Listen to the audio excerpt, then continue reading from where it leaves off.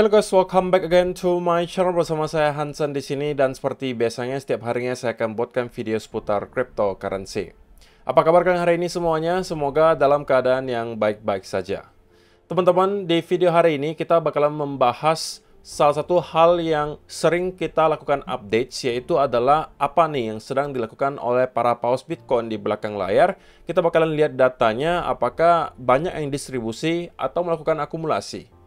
Kemudian juga beberapa data di belakang layar yang menurut saya cukup penting untuk kalian simak, diikuti price action Bitcoin. Kira-kira apa yang sedang terjadi di chart, apa yang saya expect terjadi berikutnya, itu bakal kita langsung aja bahas di video hari ini. So, stay tune terus sampai akhir video. Nah, sekarang kita bakal mulai dari CoinMarketCap terlebih dahulu. Per hari ini secara global, market cap crypto berada di angka 2,23 triliun dolar atau turun sekitar 1,11%. Nah, di top 10 coin sendiri kita melihat keadaannya juga semuanya merah. Penurunannya ranging antara 1,sekian% hingga kurang lebih 4%. Yang paling minim penurunannya itu adalah Bitcoin, teman-teman. Hanya 0,03%. Jadi kita bisa ambil kesimpulan bahwa Bitcoin 24 jam terakhir stay di angka yang kurang lebih sama dengan apa yang kita lihat di hari kemarin gitu ya. Jadi itu adalah outlook sementara dari beberapa top coin yang ada. Sekarang kita langsung aja masuk ke beberapa data dan berita terbaru hari ini. Nah, yang pertama akan kita mulai dari Bitcoin Rich List, teman-teman. Kita mau melihat top 500 wallet terbesar Bitcoin itu sekarang lagi ngapain sih? Apakah lagi akumulasi atau justru melakukan distribusi? Nah, kita bakalan exclude yang di bawahnya ada tulisan seperti ini karena itu adalah walletnya para exchange sekali lagi. Oke, jadi transaksi yang cukup besar baru bisa kita temukan di nomor 12. Ada penambahan 7.760 Bitcoin. Yang kecil seperti ini kita skip ya, teman-teman. Nomor 19 penambahan 539. Nomor 28 ada distribusi lumayan 1.307 Bitcoin. Nomor 35 plus 607. 36 minus 749. 38 minus 2.673. Nomor 41 minus 714, kemudian 43 plus 1285.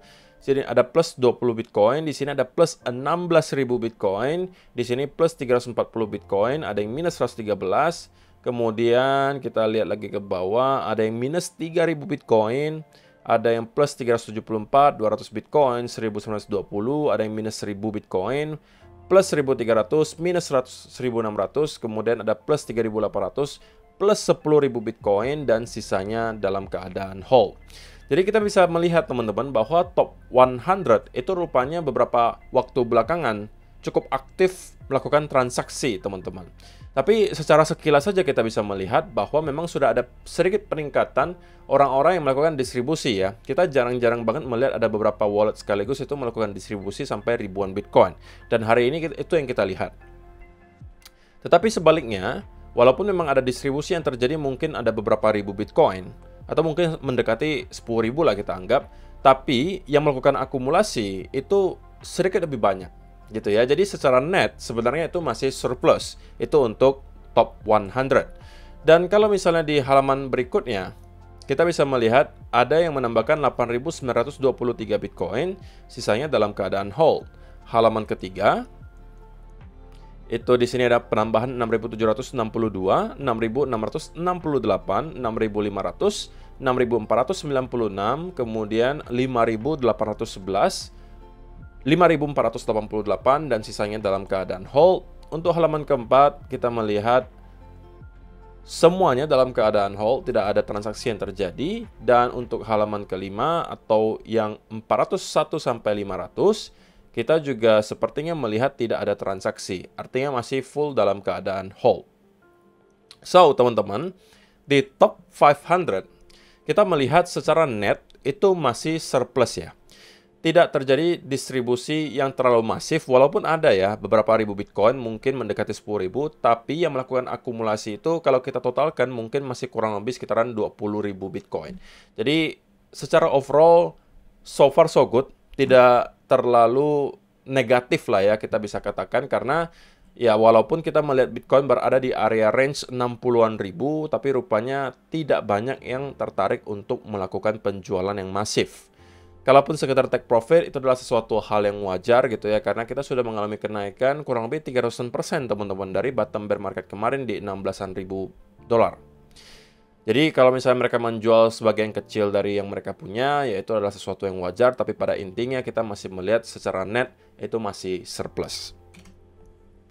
Nah, kemudian yang kedua teman-teman, ini juga yang sudah sering saya sampaikan berkali-kali sebelumnya. Terutama ini terkhusus untuk para traders ya, teman-teman yang merupakan traders, yang mungkin juga sekaligus investor, tapi juga aktif trading gitu. Ini saya sangat setuju dan saya sudah sampaikan ini berkali-kali. You don't always have to be in a trade. The best trade the past month plus was likely no trade for most people. There is a time to play offense and a time to play defense. That in itself is one of the best skills to learn. The ability to do nothing but wait. Jadi saya masih ingat teman-teman bahwa ketika di fase dimana kita wait and see selama beberapa waktu, banyak sekali muncul komentar, koko mah wait and see mulu kapan masuknya gitu. Nah, ini yang saya mau sampaikan teman-teman, bahwa ketika kalian trading, sebenarnya posisi itu bisa 3. Bisa kalian long, kalian bisa short, atau kalian bisa wait, menunggu. Menunggu itu juga bentuk posisi teman-teman. Jadi bentuk posisi itu tidak hanya kalau kalian berada di market. Ketika kalian di luar market, itu juga sebuah posisi. Kalian sedang memposisikan diri untuk menunggu peluang berikutnya. That's it. Dan kalau misalnya kalian mainnya di spot, gitu ya. Ini kalau kita bicara di spot. Berarti kan nggak bisa short gitu ya. Maka sebenarnya posisi yang paling baik untuk kalian mungkin selama beberapa minggu terakhir, terutama kalau misalnya kita bicara altcoin, adalah kemungkinan tidak berada di market. Kalau kita bicara di spot ya. Karena beberapa minggu terakhir kita melihat altcoin terus-menerus bleeding out. Terus-menerus mengalami penurunan. Maka posisi yang paling baik apa? Harusnya di luar market. Daripada kalau misalnya teman-teman masuk mungkin beberapa minggu ke belakang dan sekarang mengalami loss 20-30% misalnya. Benar nggak teman-teman? Coba dipikir kembali. Kalau misalnya 3 minggu yang lalu dan sekarang perbedaan harganya 20-30%, alias altcoin rata-rata mengalami penurunan 20-30%, maka posisi yang lebih baik daripada kalian kemarin beli di harga yang lebih mahal 20-30% adalah stay away from the market. Nangkap nggak nih apa yang saya sampaikan nih? Sama juga ketika kalian trading. Kalau kalian tidak menemukan setup yang kalian mau, tidak menemukan apa yang kalian kehendaki, jangan masuk ke market. Oke? Ini bukan perlombaan seberapa banyak trade yang kalian bisa hasilkan, tapi ini perlombaan seberapa banyak profit yang bisa kalian hasilkan. Itu saja. Kalau kalian terus memaksakan ada setup setiap hari padahal kalian tahu kondisi market tidak mendukung, maka kemungkinan besar in the long term kalian bakalan susah untuk konsisten profit. Karena tanpa ada momentum, tanpa ada setup pun kalian memaksakan masuk. Jadi ini lagi-lagi harus saya ingatkan teman-teman bahwa tidak ada posisi di market pun itu adalah sebuah bentuk posisi. Itu harus kalian ketahui.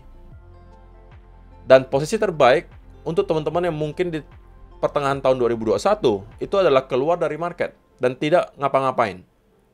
Sampai pada akhirnya kita masuk ke bottom bear market dan baru membeli di sana. Ya walaupun tentunya ini akan lebih gampang untuk diucapkan daripada dilakukan ya teman-teman. Tapi ini hanya memberikan kalian sedikit gambaran bahwa kadang-kadang berada di luar market itu bukan sesuatu yang buruk juga gitu. Bisa menjadi sesuatu yang positif. Apabila kalian menunggu dan rupanya altcoin itu terus mengalami penurunan, ya kalian membeli dengan harga yang lebih murah. Oke, berikutnya teman-teman. Kita juga melihat crypto funding rates itu sekarang berada di area yang sudah netral. Menunjukkan apa? Bahwa untuk sekarang, orang-orang yang kemarin cenderung FOMO menggunakan leverage untuk long maupun short. Terlihat di sini itu funding rates tinggi-tinggi banget gitu ya. Jadi banyak orang yang greedy gitu. Dan rata-rata long menggunakan leverage. Hampir semuanya sudah kecuci teman-teman. Dan kita sudah cukup lama ya. Bahkan kita bisa katakan dari awal April kemarin sampai sekarang, itu sudah cenderung dalam keadaan netral. Walaupun tetap pasti ada leverage di sistem, tetapi sudah jauh lebih kecil daripada apa yang kita lihat di bulan Februari hingga bulan Maret kemarin. Februari sampai Maret itu paling parah, teman-teman. Leverage-nya tinggi banget di sini. Itu adalah ketika Bitcoin menuju ke area 69-70 ribu dolar, semuanya pada euforia menggunakan leverage untuk long, dan pada akhirnya orang-orang tersebut harusnya sekarang udah keluar dari market ya. Kemarin harusnya teman-teman bakalan melihat ada sebagian kecil teman-teman di sekeliling kalian yang mulai start membicarakan soal Bitcoin lagi. Kenapa? Karena kita sedang masuk mungkin semacam fase euforia kecil gitu. Karena Bitcoin terus mengalami kenaikan, kemudian kita sudah di angka 69-70 ribu, break ke all time high yang baru, dan itu hit di semua headlines berita di mana-mana gitu kan. Dan membuat ada sebagian kecil orang yang mulai kembali tertarik, yang awalnya mungkin apaan sih kripto gitu kan, lalu mulai menanyakan lagi, atau bro, boleh nggak nih beli kripto sekarang gitu kan, kira-kira belinya apa gitu. Nah, padahal sebelum-sebelumnya mereka tidak pernah tertarik terhadap kripto. Nah, orang-orang yang sebelumnya menanyakan seperti itu, sepertinya sekarang sudah pada ngehilang lagi. Karena mereka katakan, aduh, ini kayaknya scam lagi nih. Saya baru beli kemarin, udah turun lagi 30-40%. Udah deh, keluar aja, nggak jadi lagi main kripto. Nanti barulah ketika Bitcoin sudah di all time high lagi, sudah 80 ribu, 90 ribu, 100 ribu, mereka baru akan kembali masuk lagi dan mulai bertanya lagi, wah kira-kira beli sekarang telat nggak ya? Beli sekarang harusnya beli apa? Dan lain seterusnya. Itulah yang akan membedakan teman-teman orang nanti menjadi winner dan orang-orang yang selalu kebagian cuci piringnya. Kalau misalnya kalian selalu ikutan hanya karena FOMO, ya sulit. Kalian kemungkinan akan selalu membeli dengan harga yang terlalu tinggi.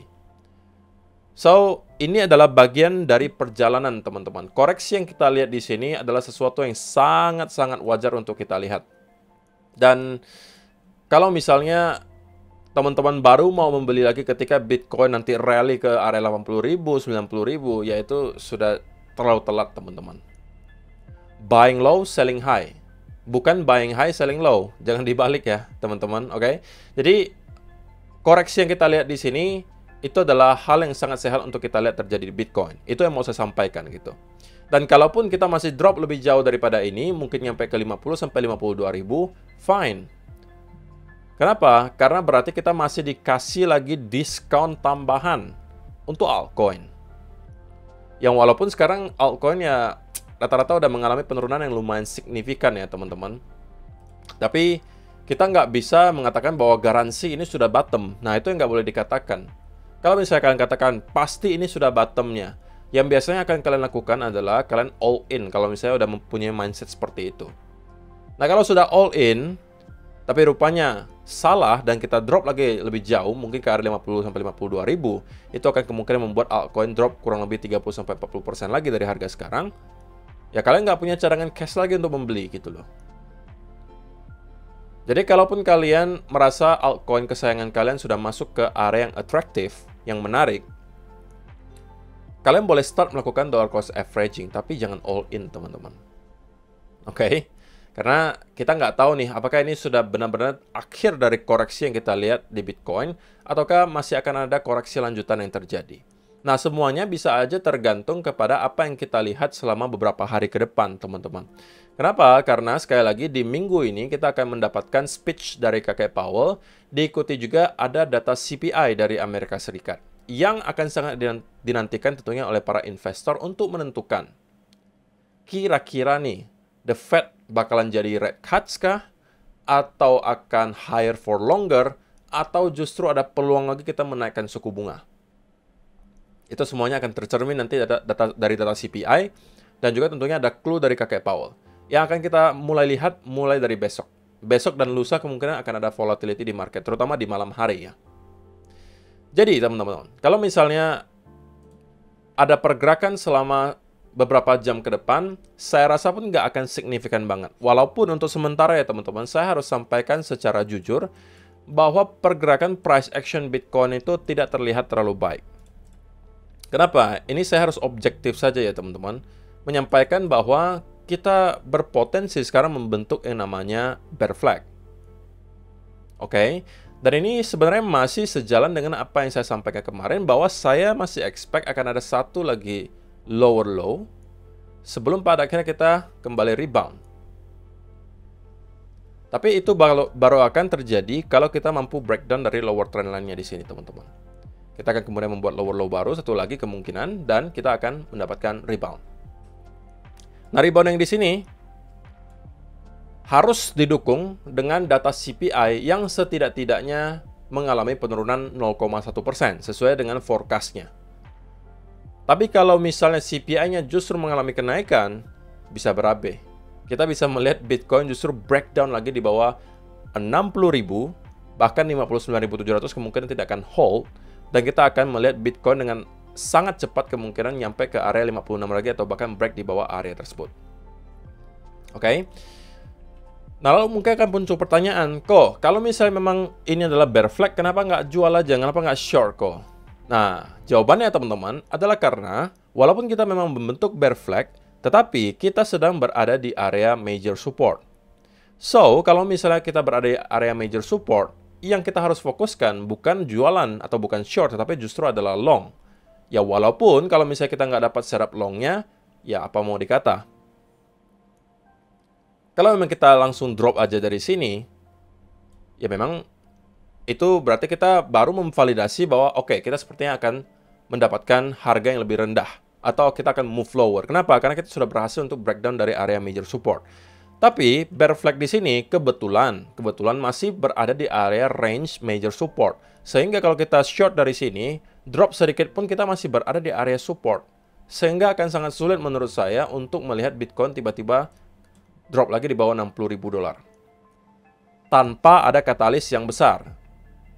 Nah, katalisnya sekali lagi bisa dalam bentuk nanti CPI. Kalau misalnya rupanya mengalami kenaikan, nah itu bisa kita lihat ada drop dan kita break di bawah 60.000 lagi.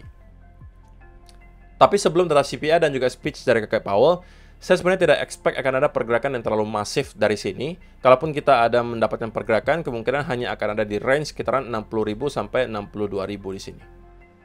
Ini adalah range yang kemungkinan akan kita lihat selama 1-2 hari ke depan. Gitu ya. Nah, dan juga teman-teman, namanya kalau misalnya kalian bear flag, itu tidak 100% ya win rate-nya gitu. Jadi, kalaupun kalian nekat banget mau short, menggunakan bear flag di sini, setidaknya harus tunggu konfirmasinya. Kenapa? Kenapa nggak langsung short aja kok? Kenapa harus tunggu? Nah, jawabannya sekali lagi saya buktikan aja di chart. Teman-teman bisa melihat di sini. Contohnya ya, kita breakdown di sini, ini adalah bear flag. Kita drop, tapi kemudian langsung kembali reverse. Ya kan? Nah, ini adalah contoh, teman-teman. Ini adalah salah satu contoh bahwa ini pembentukan bear flag di area support. Memang kita drop, tapi kemudian kita kembali rebound. Karena ini adalah area support, gitu loh. Nah, jadi ini adalah setup yang gagal nih. Bear flag yang gagal. Karena kita berada di area support, sekali lagi. Nah, ada juga yang di sini. Kita memang membentuk bear flag. Tapi apakah tervalidasi? Ini juga tidak tervalidasi. Ini kita justru breakout ke atas. Sehingga kalian harusnya terselamatkan kalau misalnya kalian menunggu konfirmasi. Nah, tetapi tentunya juga ada yang berhasil. Contohnya di mana? Contohnya di sini banyak nih kalau misalnya kalian perhatikan. Ini juga bear flag tuh. Jadi ada 3 bear flag di sini. Ini berhasil. Ini berhasil. Ini berhasil. Tapi ketiganya, teman-teman, menurut saya cukup make sense kalian tunggu konfirmasi dulu baru masuk. Nah, kalau misalnya kalian juga nekat sekali lagi untuk short di sini, yang tidak saya sarankan, teman-teman, ya setidaknya tunggu breakdown-nya lah gitu, validasinya lah, bahwa memang bear flag-nya itu valid dan kalian masuk. Walaupun saya pribadi sekali lagi tidak akan masuk. Karena saya sudah sampaikan ini dari video kemarin, bahwa selama kita stay di kurang lebih area 60.000 sampai 59.700, maka saya tetap akan berfokus untuk mencari peluang untuk long. Jadi kesimpulannya untuk short term, teman-teman, kita kemungkinan masih akan stay ranging di sekitaran area ini. Kalau breakdown, kita akan kemungkinan setidaknya nyampe lagi ke area low terakhir di 60.000 di sini. Dan kalau misalnya ada reversal pattern dari sana, saya akan ikutan masuk. Tapi kalau kita rupanya breakout, ya kan? Dan kita berhasil breakout dari trendline yang besar di sini, dan kemudian membentuk bullish continuation pattern, itu juga bisa menjadi setup berikutnya yang saya manfaatkan. Tetapi selain kedua hal tersebut yang terjadi, maka saya akan stay away from the market terlebih dahulu. Saya tidak peduli kalau misalnya teman-teman merasa, wah kenapa kok harus wait and see lagi kok. Banyak wait and see-nya kapan masuknya. Itu adalah komentar yang selalu masuk dan saya ingat gitu. Tapi saya tidak peduli. Kenapa? Karena ya itu adalah trading plan saya, teman-teman. Oke? Dan saya sudah mendapatkan profit yang lumayan dari setup kita kemarin. Yang harusnya sebagian dari teman-teman juga sempat masuk. Breakout dari tren di sini, ini adalah setup kita masuk. Ya kan? Breakout, bull flag, kita masuk. Kita sudah dapatkan setup dengan risk to reward ratio 8:1. Dan sekarang saya nggak buru-buru lagi untuk masuk ke market. Saya lebih prefer untuk masuk ketika memang saya sudah melihat banyak indikasi menunjukkan bahwa kita akan mendapatkan win rate yang cukup besar di setup tersebut. So, selama itu belum terjadi, maka saya akan stay away from the market. Beda cerita kalau misalnya teman-teman mungkin di altcoin, yang mungkin provide beberapa setup yang bagus. Tapi kalau untuk Bitcoin, saya rasa belum ada. So, saya rasa itu aja sih yang perlu saya sampaikan di video hari ini, teman-teman. Terima kasih untuk kalian yang telah menonton sampai selesai video hari ini. Semoga bermanfaat untuk kalian semua. See you in the next video. Bye-bye.